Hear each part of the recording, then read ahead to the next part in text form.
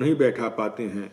वही सर्वशक्तिमान भगवान यमुना जी के रेती में गोपियों की ओढ़नी पर बैठ गए। हजार हजार गोपियों के बीच में उनसे पूजित होकर के भगवान बड़े ही शोभायमान हो रहे थे।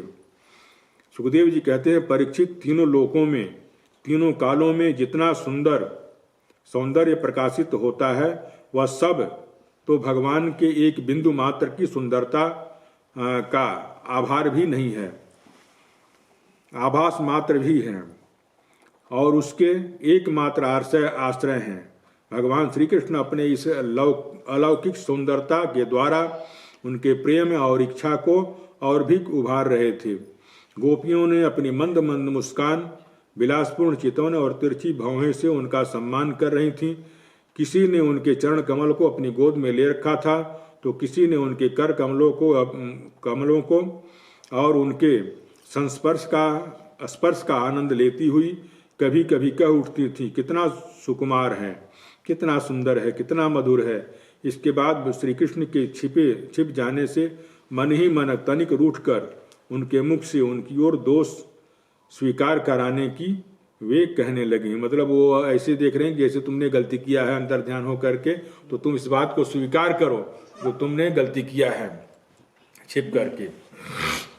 गोपियों ने कहा, नटनागर, कुछ लोग तो ऐसे होते हैं जो प्रेम करने वालों से ही प्रेम करते हैं और कुछ लोग प्रेम न करने वालों से भी प्रेम करते हैं, परंतु कोई कोई दोनों से ही प्रेम नहीं करते हैं। प्यारे, इन तीनों में से तुम्हें कौन सा अच्छा लगता है, मतलब तुम कौन हो? भगवान ने कहा कि मेरी प्रिय सखियों, जो प्रेम करने पर प्रेम करते हैं उनका तो सारा उद्योग स्वार्थ का है, व्यापार का है। हम तुमसे प्रेम करें, तुम हमसे प्रेम करो, वो व्यापार है, लेने देने का मात्र है, न तो उसमें सौहार्द है न ही धर्म है। उनका प्रेम केवल स्वार्थ के लिए ही है, इसलिए इसके अतिरिक्त उनका कोई और प्रयोजन नहीं है। सुंदरियों, जो लोग प्रेम न करने वालों से भी प्रेम करते हैं, जैसे स्वभाव से ही करुणाशील, संजन और माता पिता, उनका हृदय सौहार्द और हितैषिता से भरा रहता है, और सच पूछो तो उनके व्यवहारों में निश्चल एवं सत्य और पूर्ण धर्म ही है। माता पिता अपने बच्चों से निस्वार्थ भाव से प्रेम करते हैं, उनका कोई स्वार्थ नहीं रहता है।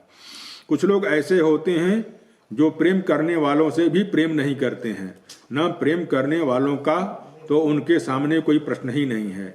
ऐसे लोग चार प्रकार के होते हैं। एक तो वे जो अपने स्वरूप में मस्त रहते हैं, जैसे योगी सन्यासी वगैरह होते हैं, जिनकी दृष्टि में कभी द्वैत आता ही नहीं है, मतलब वो मानते हैं कि सब हमारे अंदर, हम सब के अंदर हैं।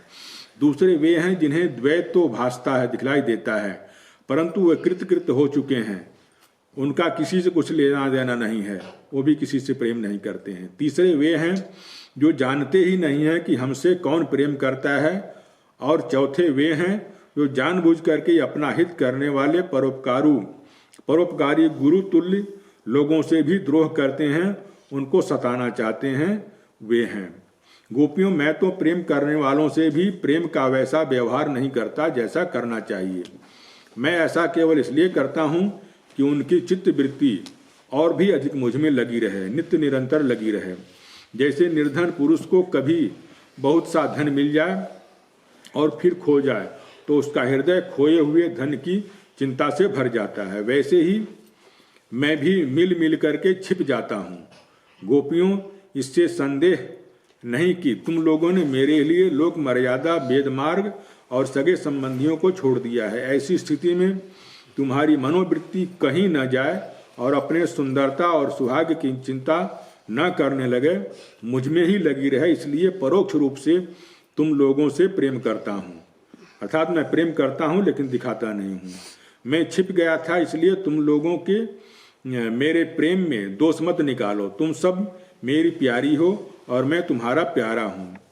मेरी प्यारी सखियों, तुमने मेरे लिए घर गृहस्थी की उन बेड़ियों को तोड़ डाला है जिन्हें बड़े बड़े योगी यति भी नहीं तोड़ पाते हैं। मुझसे तुम्हारा यह मिलन, यह आत्मिक संयोग सर्वथा निर्मल और सर्वथा निर्दोष है।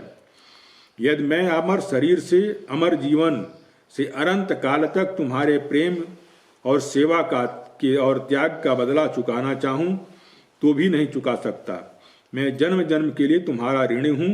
तुम अपने सौम्य स्वभाव से और प्रेम से मुझे उसे ऋण कर सकती हो तो कर दो, परंतु मैं तो तुम्हारा ऋणी ही रहूंगा। इस प्रकार से भगवान गोपियों को का आभार प्रकट करते हुए उनके साथ हास्य विनोद कर रहे हैं। जय श्री कृष्ण।